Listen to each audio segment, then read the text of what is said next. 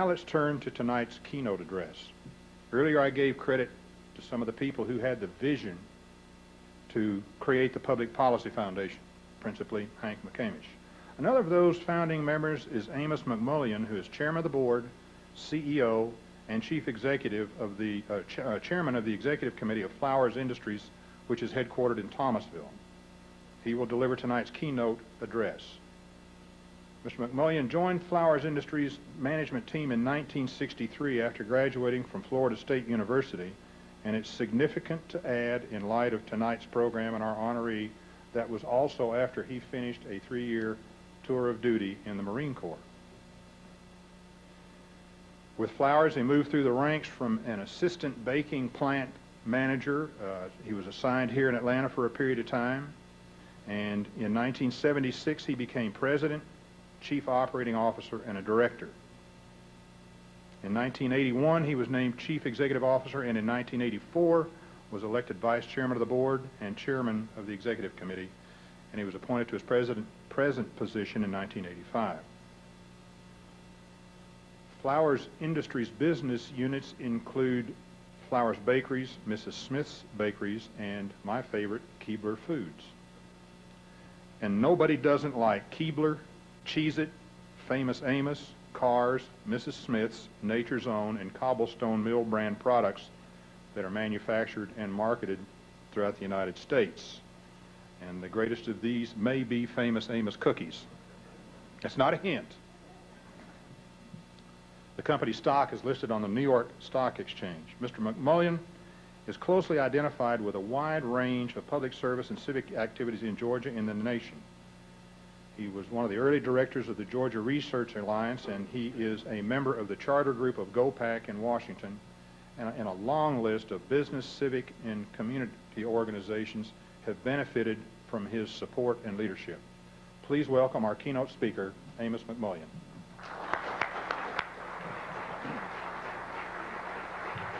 Thank you very much, Paul. Thank you. Paul said I was a Florida State graduate. I believe they have a football team that you may be familiar with. I was down visiting with them the other day, and the coach told me he had a first. He had a football recruit that failed the entrance exam. They went out to see him and said, "Son, you're the first one. We only have 2 questions. You only have to get one of them right. Nobody's ever failed this test before." I said, "I want to go over it with you, and I want to see how you got there." I said, "The first question is how many days of the week start with the letter T?" Everybody else said 2. You said 4. How did you get 4? I said, "Well, there's Tuesday and Thursday and today and tomorrow." Coach looked at me and said, "Well, let's forget about it. Let's take this question on math. The question is how many seconds are there in a year?" Everybody else multiplied 60 times 60 times 24 times 365 and came up with 31,536,000 seconds. You put down 12. How did you get 12 seconds in a year? He said, "Well, it's January the 2nd, February the 2nd. Now, he didn't make a very good football recruit, but he would have made a good Marine because he looked at things differently. He looked at things from another point of view, and another perspective can always help. When Rogers called me and said he was in trouble and needed a Marine for a speaker, he said the Commandant had agreed to speak, but had to cancel at the last minute. I told him he had the right man. I always thought I knew more about running the Marine Corps than anybody else did anyway. In fact, when I was in, my duties were special advisor to the Commandant to point out little imperfections in the way the Corps is being run, and little recommendations on how it might be improved to help the morale of the Marines in the field. You need to know that that job was self-appointed, and that title was unofficial. My official title that you might be more familiar with was corporal.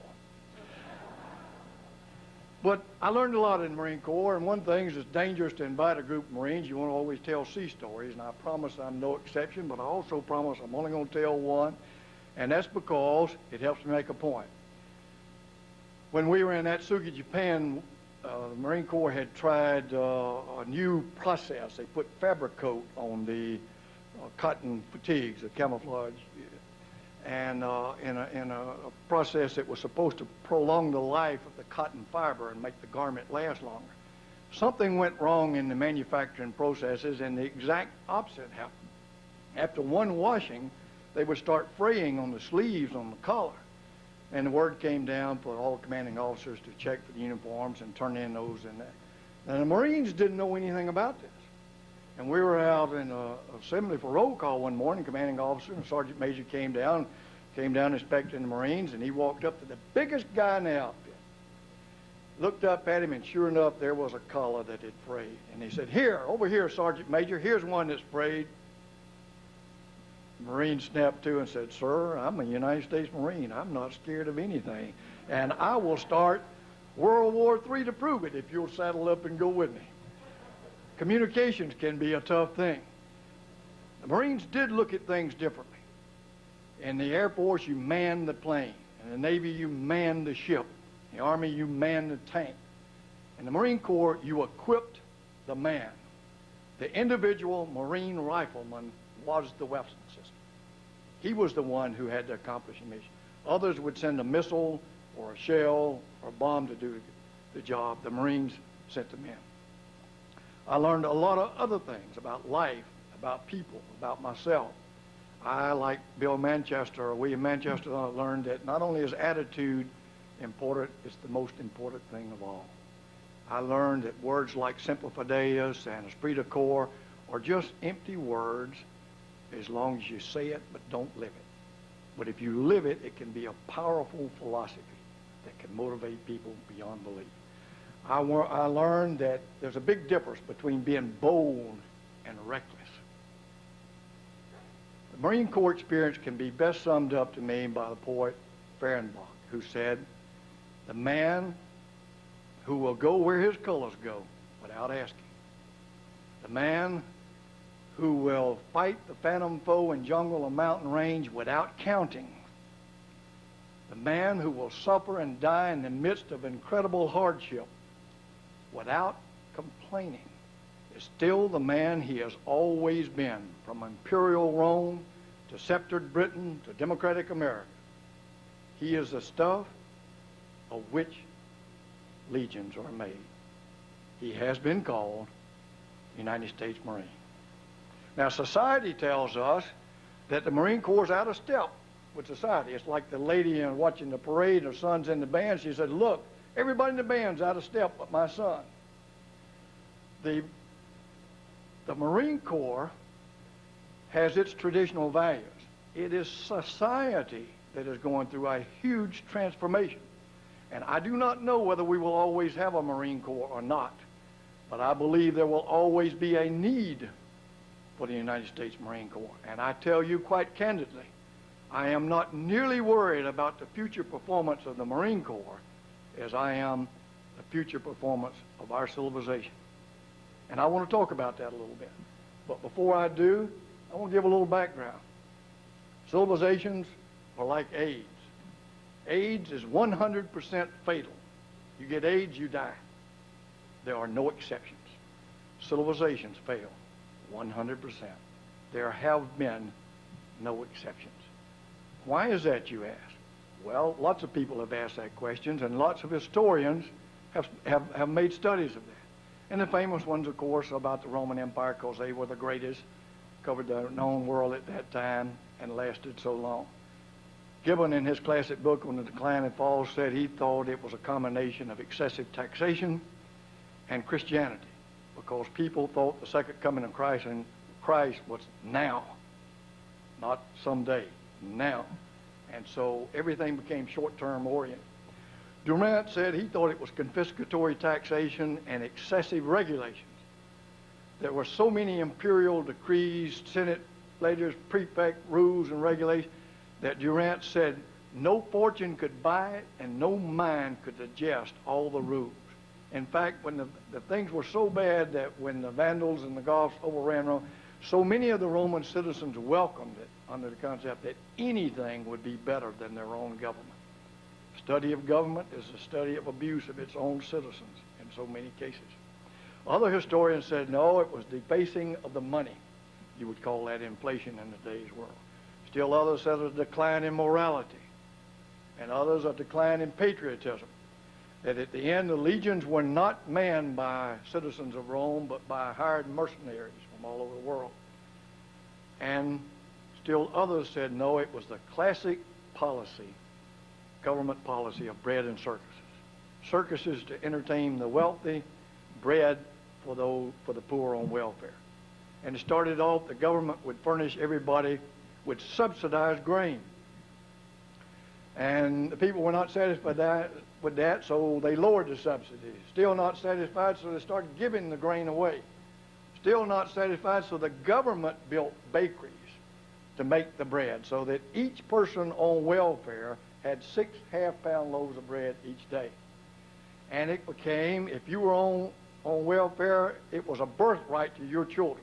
Automatically they were entitled to it, and then their children. And if they, by any chance that they had a spark of initiative and became well, they could sell their welfare rights, not unlike peanut quotas of today.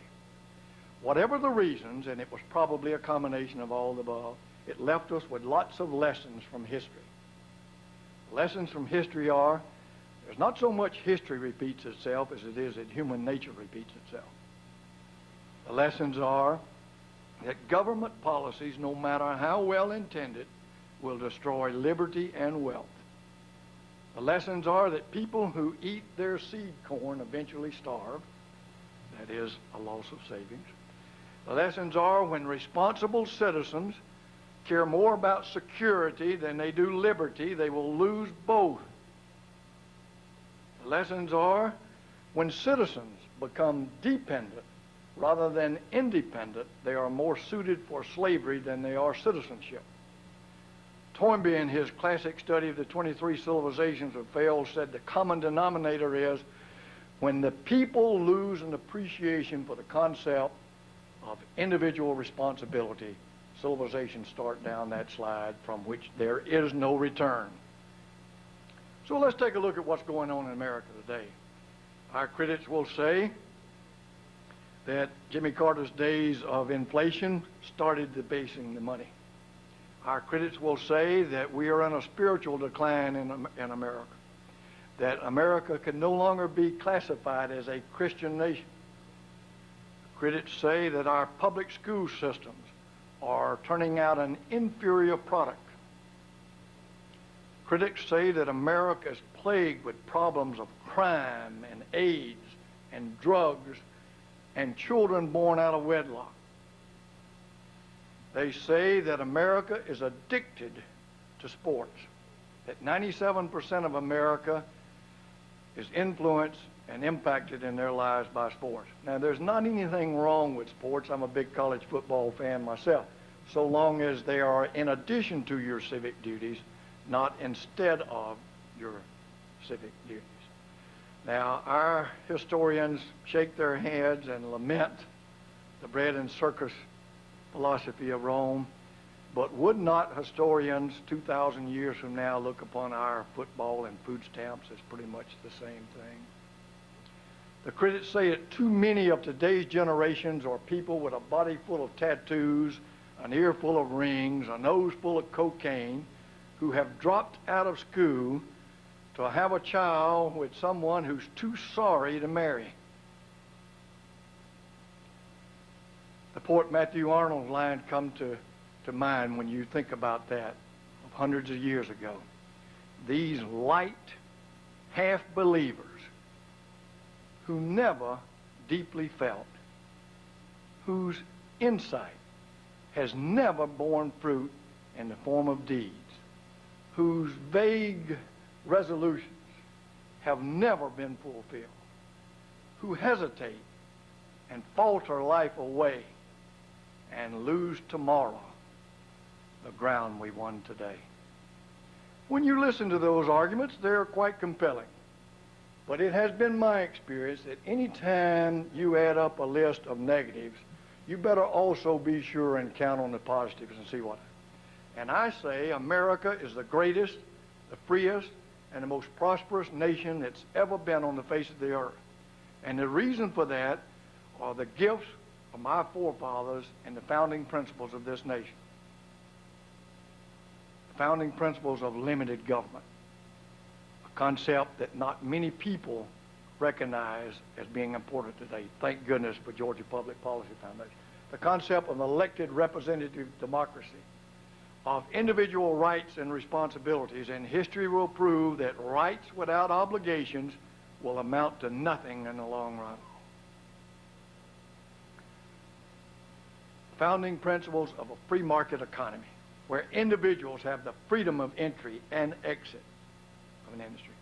That's the opposite of socialism, where the government makes all the decisions of who's going to do what. And I say unto you that we have the best political and economic system ever invented, and that the virtues of capitalism are unequaled and unsurpassed by any other economic theory ever been tried anywhere at any time. But we are a nation of mixed cultures. I am an Episcopalian. Since the beginning of America, more people of the Episcopal faith have been elected president than any other faith. And yet today there are more Muslims worshiping in this country than there are Episcopalians. That's a change. I used to be classified as a white Anglo-Saxon Protestant by my government. Not anymore.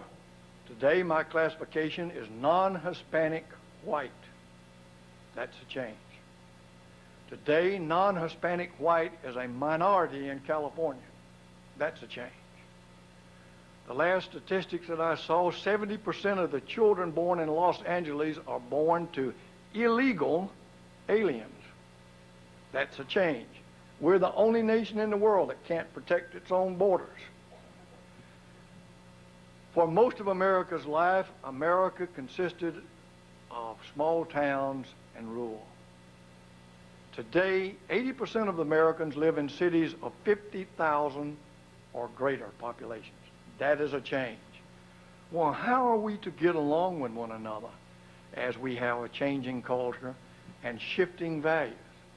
Well, in democracies, majorities rule. But we all know that history has taught us that public opinion can be a senseless monster in the short term. That Christ was crucified by public opinion without a crime. That Socrates was put to death by public opinion without a crime. That is only in a democracy whereby the issues, pro and con, are debated over an extended period of time before the majority can come down the right side of an issue. That is why the Greeks recommended, and we have, a representative democracy rather than a direct democracy. In this age of technology, we could put a machine on everybody's telephone and you could vote every day on what law you want to pass. But it's because of this that we think representative democracy works best. But only if you have meaningful dialogue, real debates, and not demagoguery. Well, how are we going to protect the individual from the tyranny of the majority, which has been the bedrock of Western civilization since the beginning of time? Well, we have been protected by our heritage of the Ten Commandments, of the Sermon on the Mount, of the Greek philosophies, of Roman law, the Magna Carta, the United States Constitution. And the United States Constitution is a document that limits the powers of government. By the Bill of Rights, which limits the power of government. By the Supreme Court, whose duty it is to do what's right and not what's popular. That's why Supreme Court justices are appointed for life. Do we think that these lessons from history are understood and appreciated in America today? Do we think these founding principles are understood and appreciated in America today? Do we think this protective heritage is understood and protected? If not, what can we do about it? Well, we can teach and we can advise. The genius of America has always been competition. And that is why we have the world's greatest university system. Because you decide, you the student, you the parent, what college or university anywhere in this country you want your child to go to. But in the lack of competition is why we have one of the world's poorest public high school systems. Because you're locked in by a bureaucrat who decides If you live here, you go to school there, no matter how poor a performance that school is. Now, for the educators in the crowd, I apologize if I've hurt your feelings, but I offer two things as evidence. Number one, since the beginning of America, this is the first generation that is less well educated than its parents. Always before in America, the new generation were better educated. And as a second bit of evidence, the home school now outscore the public schools in entrance exam in college. Now think about that. What more telling statement do you need that the amateurs at home can beat the professionals at work? I believe that education is the answer to every social and economic problem America has, but it must be a quality education. And that's why I'm here tonight. When Rogers called me and asked me and said, "Oh, I'm in trouble, I need a Marine," I told him it had been a long time since I'd been a Marine, but I'd do my best, and I would come and give you the benefit of my advice from a CEO, from a Marine, and from a father. After all, a good manager is a good teacher. And this is the advice I would offer to you and to your children and my children. Now, you are luckier than my children. You only have to hear it once. But even though you hear it once, listen carefully, because you will be tested on it. Not by Georgia Public Policy Foundation and not by me, but by the hardest taskmaster there is, by life. Learn good communication skills, verbal and written. It's important to express yourself, to understand. Remember the story of the frayed collars. Just because you're transmitting doesn't mean it's being received the same way. Remember that we're all lifetime students. Your learning does not quit when you're finished school. And even though you cannot be an expert in everything, do not be ignorant in economics and politics. The consequences are far too great. There have always been, since the beginning of time, people who would take advantage of the ignorant. In today's world, they usually come disguised as politicians. Remember that there is trade-off between the concept of individual responsibilities and big government. If big government were the answer, Russia would rule the world. I'm going to give you a 2-minute lesson in economics. There are no increases in the standard of living without increases in productivity. None. They can't exist by definition. Take my word for it. It would take 2 semesters to give the background. There are no increases in productivity without investments and innovations from those investments. Technology and the application of that technology in military terms. There's no investment possible without savings. And savings are what you have left over after taxes. So let me say that backwards to be sure you get it, because it's important. Taxes is what the government takes from you. Now, you got to have, in civilization, you got to have rules, or we'll be a jungle and anarchy will rule. You got to have rules. You got to have a government to have rules, and you got to have taxes. It's a question of what level of taxes. And remember the confiscatory level of Rome. Whatever the government taxes from you is a function of how much you have left over to save. If you don't save it, you can't invest it. If you don't invest it, there's no increases in productivity. If there are no increases in productivity, there are no increases of standard of living. And my dinner mate tonight and I both have American Indian heritage. And when the Europeans came to this country, American Indians were Stone Age people. The only tool they had was a rock tied on the end of the stick. And that's what you would have without standard of living increases. Do not compromise your personal integrity. The cost is far greater than any of you would ever want to pay. Do not listen to people who tell you that character does not count. Character counts above all. And character formation is every bit as important to us as citizens as capital formation is to us as citizens, because we live in a capital society. Character formation starts at the family unit. And what we need are welfare and tax policies that preserve, promote, and protect the integrity of the family unit, rather than destroy it. All of you, many of you, are familiar with Derek Thomas, the great All-American football player from Alabama who went on to become a pro player for the Kansas City Chiefs, that was killed in an automobile accident this summer. A tragedy. But it was an even greater tragedy than most people know. He left 7 children by 5 different women. What are the odds that those children can grow up to be productive, responsible citizens? Listen to the advice that has come down to us through the ages and civilization. Among the earliest recorded pieces of advice come from the Egyptians, where their leaders were saying to the people, turn thou back to the founding principles.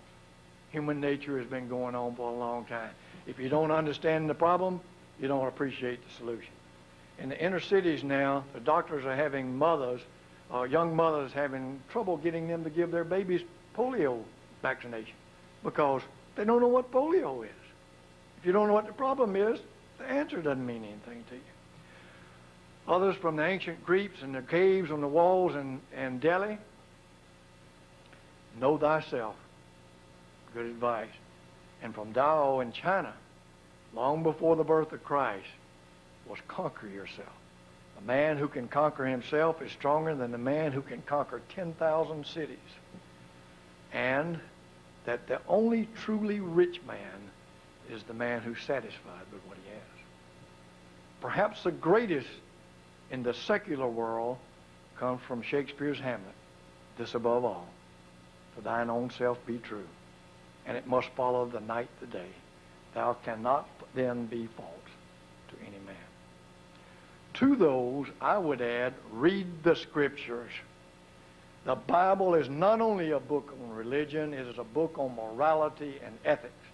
And it has some wonderful classic stories, great literature. And it is the best place I know to learn about human nature. And the more you know about human nature, the more effective you're going to be. And remember, it is human nature that repeats itself, not history. Learn that love is the most powerful force in the universe, the best motivator ever. Fear is a pretty good motivator short term, but you can't sustain it. Love is sustainable. Practice civility. The older I get, the more I know that good manners are important. If we are a changing culture, changing values, good manners are going to be important to how we get along in this world. Remember that money is not the measure of a man. Money is a nice thing, and I'm not against it. But money does not make you a better person. The measure of a man is his relationships. A man's relationship with his maker, with his family, his friends, and his neighbor. And I believe we have been told who our neighbor is. Don't make babies with people too sorry to marry. It will cause you a lifetime of grief. Remember that the blessing in the Old Testament was prosperity. But the blessing in the New Testament is adversity. And adversity comes into every life. As we travel down the highway of life, misfortune will overtake every one of us. It's how you deal with that disappointment. And that adversity determines the quality of life that you will live. General Patton said that when the Roman tribunes won a battle, they would come to Rome and have a parade, ride their chariot down the street and be cheered by all the people. But they would put a slave on the back of that chariot to whisper in the tribune's ear that all glory is fleeting. And indeed it is. Remember that public opinion can be a senseless mind. But adversity is too. In fact, failure is never final, and success is never final. You have to keep moving. But the Japanese have a proverb that says, if you can live with a misfortune for 3 years, it will become a blessing. My wife says she's been living with one for 40 years and she's still waiting. Learn the difference between being bold and being reckless. And after you have learned that difference, learn how to be bold. Be bold enough to be optimistic. And let me tell you some reasons why there should be. There's much as good a reasons for our civilization to continue to be successful as it is to fail. Number one, there is no war. There are nearly 200 nations on the face of the earth. Officially, no two nations are at war with another. That is the first time since the beginning of history. We live in unprecedented times. We are the only superpower there. Now, that is not unprecedented. Rome was the same way. But they kept the peace for a long time. And if we are up to the challenge, we can do the same thing. No wars, only superpower. We have the world's greatest economic and political system. We have the world's greatest economy, the world's highest standard of living, the world's most productive workforce, and the world's greatest university system. Surely, with those building blocks and our appreciation of the lessons from history and our founding principles and our protective heritage, America can continue to be successful. What else can you do? We can elect leaders who have vision, who demonstrate the leadership and the strength of character and the pureness of heart to move us in the right direction. Take the lessons from history. When the criminals get control of the government, the people suffer. The biggest criminal in Germany was Hitler. He got his position of power by sheer murder. And remember, Hitler had a 90% favorable rating in 1939. The biggest criminal in Russia was Stalin. The biggest criminal in Iraq was Hussein. Don't let the criminals take over our government. Otherwise, we will wind up being a third world country. We can be a people with the willpower to demand and expect high standards. We can support organizations like Georgia Public Policy Foundation, which does a wonderful job in educating the people of Georgia and the legislators of Georgia on the crucial issues of our time. We can honor genuine American heroes like General Davis. So here we are, ladies and gentlemen, 225 years after the founding of our country, with the same challenges and the same opportunities as our forefathers, but with the same hope in our heart and the same prayer on our lip, the prayer that our young lady, Miss Rochelle, gave to us earlier. Our Father's God to thee, author of liberty, to thee we sing.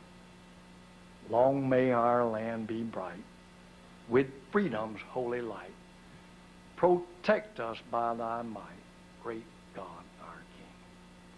Rogers, to you and the Georgia Public Policy Foundation, I wish you good luck and Godspeed. General Davis, I salute you, sir. Ladies and gentlemen of the audience, I appreciate you very much, your kind attention. Thank you.